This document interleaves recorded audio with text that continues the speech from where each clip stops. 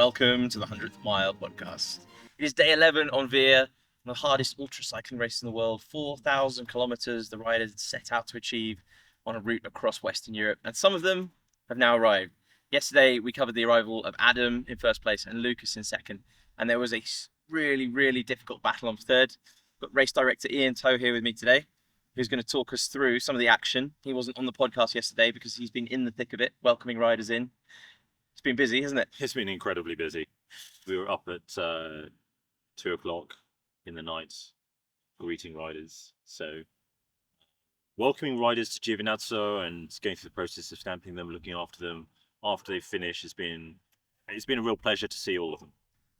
The guys who are appearing at the front of the field are turning up as Krystian did after 5 minutes sleep in 44 hours, he told us, didn't he?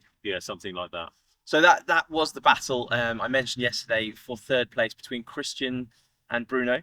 Do you want to tell us, explain what happened there? So congratulations to you for your prediction. I mean, Krystian's a great guy. I really like him. Known him for a few years now. Great rider. Well, you should have known then that he's got a berserker mode, as he refers to it. He has a berserker mode, but I think credit to the next guy. We'll talk about him in a second. But Krystian turned on berserker mode and rode through the night, barely sleeping. I mean, only power napping, and he's made it from 7th, and he made it to 3rd. So he completes our podium after Adam Bialek and Lucas Becker. Our podium is complete with Krystian taking 3rd. And he had a difficult start. Some suspect route planning early on. Planning is a bit of a stretch. Okay. I think some bad route choices. Let's be clear about that. He made some bad mistakes. You can say that, but his route choosing came through at the end, didn't it? I think there was a lot of luck as well. But yeah, if we rewind to the beginning of Krystian's entire race, he was up there with the leaders. Then he started puncturing. Maybe some bad luck there. He then rode over a rocky pass over the Sistema Central, rather than taking the regular, most commonly taken pass, Puerta de Navacerrada, just north of Madrid. And we found him wandering amongst the woods, climbing over rocks, trying to get over there. He lost about 2.5 hours there to everybody else. So that's really where he lost a lot of time and probably damaged his tyres quite a bit. He's had 6 punctures in total. He's gone through a number of inner tubes. He's lost tubulars. This has all slowed him down immensely. I mean, if you calculate per puncture, it may take 10-15 minutes. That's at least an hour. And to be fair to Bruno, that's not to say Bruno hasn't had his own issues along the way. All the riders have. It's a long time to be on a bike. But Bruno was also absolutely storming the field. He was suffering from heat exhaustion on the first couple of days. To give you an idea of just how good these riders are, Bruno told me yesterday, 2 weeks before the race, he recorded a 20-minute power of 5.6 watts per kilogram. So getting on to pro tour level there, aren't you? Those are some seriously good climbing numbers. The domestic pro level, these are powerful guys, and they're doing it for a long period of time, and they're recovering, and they're dealing with the heat like Bruno. So Bruno stalked after the second day and sleeping in Segovia for, I think he said 8 hours. He went from 40th to 4th. That's an immense achievement, and that's why I was touting him for the 3rd place win. Right, well, let's get into it. What happened then? What happened between the two of them? Well, it seems that Krystian very wisely slept a long time at Velodromo. He was there when we arrived, we left, and he was still there. He was still sleeping many hours later. I think he had a good 8 hours. I think so, yes. And so his sleep cycle was always out of sync from that point. He then rode through the night, and he stayed well within the top, say around the top 5, top 7, and overtook everybody. Didn't quite catch Lucas, but he did put in an impressive final stint, a double shift through the night to get to us yesterday. Yeah, so he overtook Bruno as he was coming down the coast, and Bruno was inland in his favoured terrain up in the mountains or the hills. Correct. And he got ahead of him, and we saw him appear at 2 o'clock yesterday afternoon, and Bruno came in just under an hour behind. Oh, yeah. Good battle. Sorry? Good battle. Yeah. Passed me in the night. I did. Sneaky pass. That's what sneaky bastards do. Okay. And obviously the race was on to fill the final spot in the top 5. That went to Will Vousden. He arrived at about 6 o'clock in the evening, looking very, very tired indeed, didn't he? But he always seems to look like that when I see him. I think he looks terrible. I think he always looks terrible.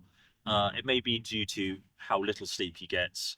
I think maybe he's rethinking his strategy because I think he realizes it's just not working.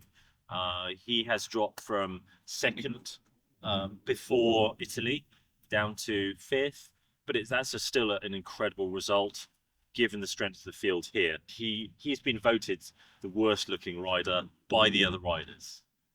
Bruno was a close second. Nice award to win, isn't it? Saying something. Maybe that's what he was going for. Then, local hero, local man, Michele Pagano, who we've been talking about quite a lot. He was less than an hour behind Will to come in at 6th spot, and he was greeted by his family and people from the community. It was really lovely, wasn't it? And you know, cracking ride. They were all very close to one another yesterday. He's been incredibly consistent. Guys like Bruno have commented how he would stop every night at the same time between about 11 and 12, have a good sleep, and he would just be up there constantly in the top 10. Fantastic ride from a guy who's suffered from Sherman's neck. I do credit the aero bars, his training, his dedication. When we met him here in Giovinazzo in Easter, he was well up for this challenge. He only lives 23 kilometers from Giovinazzo, and so, of course, he's got the home advantage. He's riding home to his family, to his friends, and what a reception he received. They had signs, they had all the passion, that fire that the Italians have, welcoming him home. It was wonderful to see all the people coming out, the kids, the adults, cheering him on, clapping him on. Beautiful reception. And I think what's been really nice as well is once the riders have finished, they've been making sure they get out there and wait for the next rider to come in and clap them home, because everyone's in the same boat. They all know what one another have been through. That's right. There's a lot of respect. There's huge amounts of respect and friendship, even though they've been rivals out on the road for the last 11 days now. They all greet each other with such admiration and appreciation of the efforts that they've gone through, all the hardships they've suffered on the road. I know this myself. I've been there. It is a wonderful thing to be able to greet your rivals on the road, because then you just become friends. This is a sport where we share the same passion, same values, and integrity is a great thing to show amongst the riders. And we have a tradition now of blowing the horn for the next rider. So, speaking of which, would you like to hold Cirrus? Cirrus the elephant. Before we get into what's happening behind and who's coming in today, we have our Hannibal segment of the day. Take it away, Ian. I think I'll need earplugs next time. So, that's our fact of the day. So in Giovinazzo, why have we chosen this place as the endpoint for chapter 1? We're very close to Hannibal's final victory, his third great battle, Battle of Cannae. Cannae, the battlefield, lies only 50 kilometers from here. Cannae was the final victory that Hannibal took over the Romans, where he annihilated an army of 80,000, killing or capturing somewhere close to 3/4 of them. This in an age of battles where they were won by casualties only reaching about 10%. So he absolutely crushed them. And Rome was very close to surrendering. The entire senatorial class was destroyed. They captured all the rings of the senators. Carthaginians sent them home to Carthage in Africa, and in a sack threw them on the ground in front of their own senate to show what a victory had been won. But Rome didn't give up. This was Hannibal's final victory, final great victory, because after that, they avoided battle. The Romans just would not engage Hannibal in open conflict, and instead wanted to wear them down. It's been a fascinating set of insights into Hannibal, a man I think a lot of people don't know much about. And we often think of the Romans as peerless, but I guess at the end of the day, the victors write the history, don't they? Absolutely. And these great victories, it's important to remember them because they did actually happen, even if they've been buried from a lot of people's psyche. You're absolutely right. Hannibal was finally defeated in Africa, not in Italy. The Romans besieged Carthage, the city, and they just razed the city after capturing it. So there is very little left of Carthaginian culture and history. There are no written records of them. Very few. There's very little remaining. Fascinating insight. Right, we'll go back to the race. Had Mark come in during the night, didn't we? He pushed through, riding like an animal, is what he told us the day before. Mark Buchel did a fantastic ride. He barely slept as well. I'm not sure who slept least between him and Krystian, but he's a real character, being a very un-Swiss Swiss. He has lots of stories from the road, lots of jokes to tell. He loves to be the butt of jokes. He has a group of about 100 people just absolutely taking the mickey out of him constantly on his WhatsApp group. But he encourages that. He Yeah, absolutely he's orchestrated that. Yeah, he does. It's not like this race isn't hard enough, but to have 100 people mocking you the whole time. I don't know. He obviously likes the challenge. It's a form of his motivation that he's chosen, and he seems to revel in it. I might try it myself. Mark was 7th. Chris will be for 8th.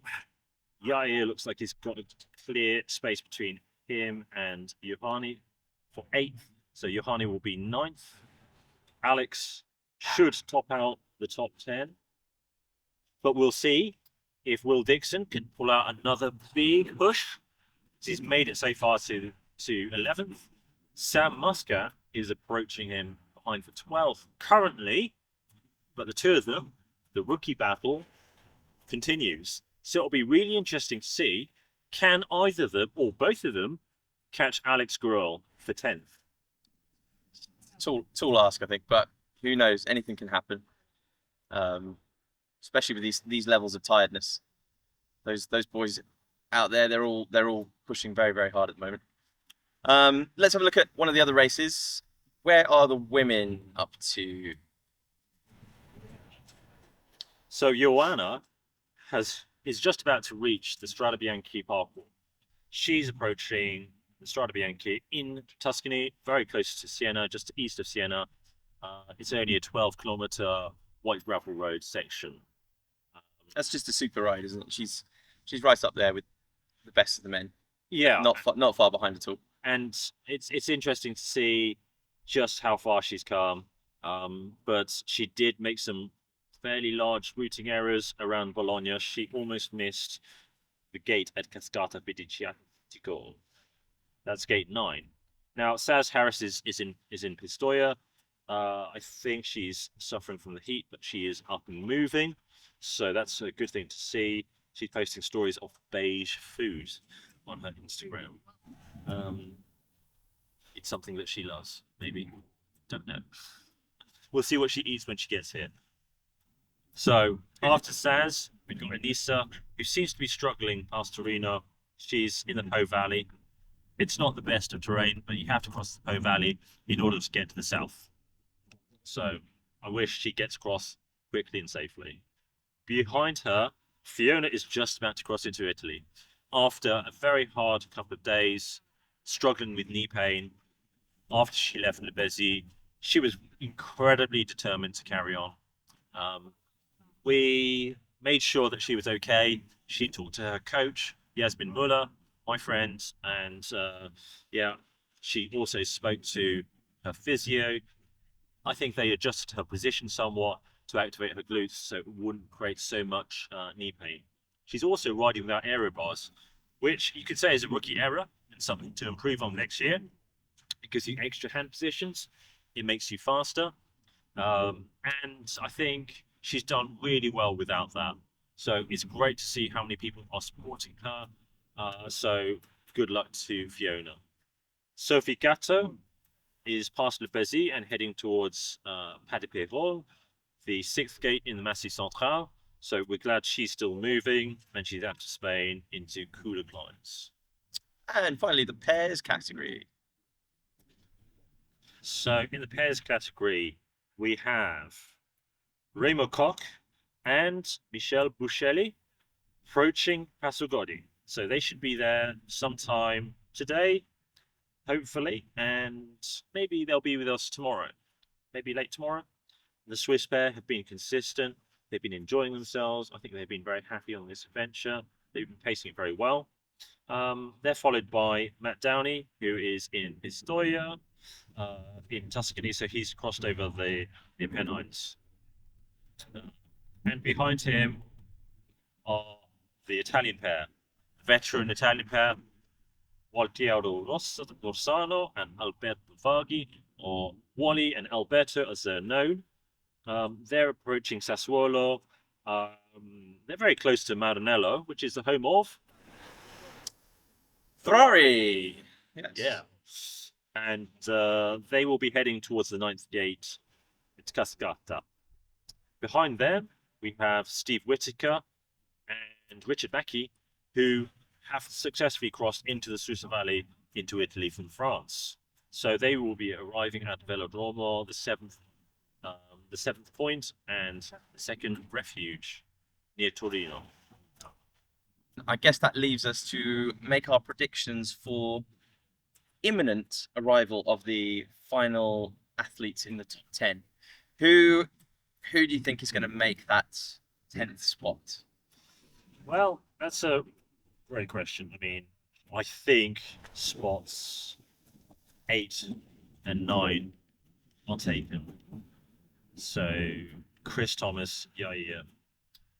Yohani, will he take 10th? Probably. He's been very consistent. He is a very consistent guy, having done Northgate Tarifa, the 7,500 kilometer race just a week before starting Gavia. Alex Gruel is in 11th. My prediction is will pull out a big push and overtake Alex Gruel today. There is no other time better than this to not sleep. And I think actually that's what Will tried to do yesterday. And he got a bit of a gap from Sam, but then I think it may have taken its toll. He had a number of hours sleep last night, and Sam's right back on top of him. And that battle's just been going on for a full week. So I'm excited to see who comes out on top in the end. But yeah, Sam seems in really good spirits, and the mental game is so important. It's not just about the physical. If the brain's not working, the body doesn't work either. So it will be interesting to see who out of Sam and Muscat wins that rookie race. well, that is What's your prediction, though? You haven't given us ours. So, Sam or Will? Or Alex? Will Alex stay in? well. Alex, I think I've been tracking the gap between Will and Alex, and it's been fairly consistent for a number of days. Alex is very strong, so I don't think there's enough kilometers left in front of them for Will to overtake him, unless something catastrophic happens to Alex. You think Will's running out of road, basically, and Yeah, the gap's not closing. and also Alex, I think, Alex has been equally as consistent. strong as Will there. So, Both Alex and Yohani have been consistently strong. but I think that race between Sam and Will might be interesting. I think It has been fascinating. that might be the closest thing we get to a sprint finish coming into town. So, I think if that happens, we'll be standing at the town sign to time them. Maybe we'll have a photo finish. I hope. if we do, we'll film it and we'll definitely show you. So, yes, from us, we need to go back out there because Chris is coming in very shortly and we'll catch him. So tune in again tomorrow and we will give you the latest arrivals from the race. So from Ian and myself, thanks for listening. Please subscribe and like and share if you want to see more of this content this year and next year. And we'll try and get some interviews with some of the riders when they wake up from their comatose states tomorrow. They are comatose. Ciao for now.